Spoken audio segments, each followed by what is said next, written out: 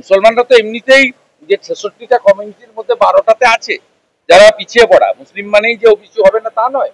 তো উনি যাদের করতে চেয়েছিলেন তারা ওবিসি তালিকা আসতে পারে না, এই জন্য উনাকে আমরা সব বলেছি।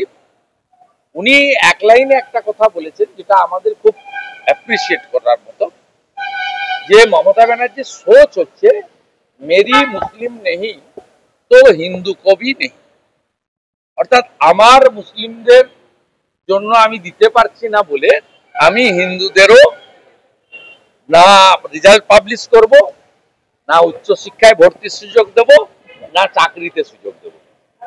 আরেকটা গুরুতর অভিযোগ আমরা করেছি, সেটা হচ্ছে গত 10 বছর ধরে পশ্চিমবাংলায় 70-80 হাজার ক্যাজুয়াল কন্ট্রাকচুয়াল নিয়োগ হয়েছে, যেখানে 100 পয়েন্ট রোস্টার মানা হয়নি। তার ফলে 22% শিডিউল কাস্ট, 6% শিডিউল ট্রাইব এবং 7 আর 10 মিলে ওবিসি, এরা প্রত্যেকে বঞ্চিত হচ্ছেন। এর সঙ্গে এক্স সার্ভিসম্যান, 1% ফিজিক্যালি চ্যালেঞ্জ, এরাও বঞ্চিত হচ্ছেন পশ্চিমবঙ্গে। কারণ পশ্চিমবঙ্গ সরকার ক্যাজুয়াল কন্ট্রাকচুয়াল পার্ট টাইমারের ক্ষেত্রে, প্রমোশনের ক্ষেত্রে কোনো রোস্টার মেনটেন করছেন না, যেটা সম্পূর্ণ অবৈধ। আমরা এই কতগুলো ডিমান্ড উনাদের বলেছি এবং উনি বললেন পশ্চিমবঙ্গ সরকারের কাছে আমি মেডিকেল অ্যাডমিশন নিয়ে সেখানে রিজার্ভেশনের রোস্টার মানা হয়েছে কিনা কাগজ চেয়েছিলাম, তালিকা দেয়নি।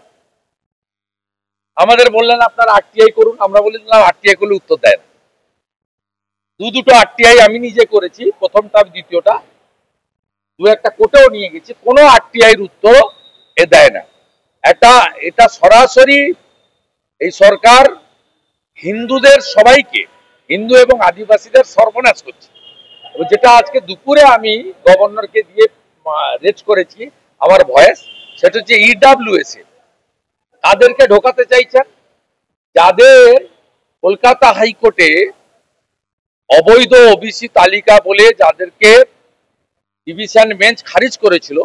সুপ্রিম কোর্টে যে মামলা পেন্ডিং আছে, যে মামলা সম্ভবত 15ই জুলাই ডেট আছে, ফাইনাল লিস্টে জানা যাবে 14 তারিখে, এবং যে সার্ভে বাতিল করেছে, তারা যারা বাতিল হয়েছে মুসলিম কমিউনিটি, তাদেরকে ইডব্লিউএস এ ঢোকাতে চাইছে।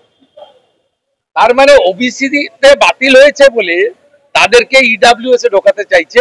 ইডব্লিউএস এ নাম দিতে গেলে মূলত জেনারেল ক্যাটাগরি হতে হবে, এটা 10% রিজার্ভেশন, এবং সাথে সাথে বাৎসরিক রোজগার 8 লক্ষ টাকার মধ্যে থাকতে হবে, আর 2.5 কাঠা জমির মালিক হতে হবে। মমতা বন্দ্যোপাধ্যায় আবার একটা আগুন নিয়ে খেলছেন, কারণ এই যে কমিউনিটি গুলোকে অ্যাপ্লাই করতে বলেছেন, এদের অধিকাংশেরই নিজের নামে 2.5 কাঠা করে জমি নেই।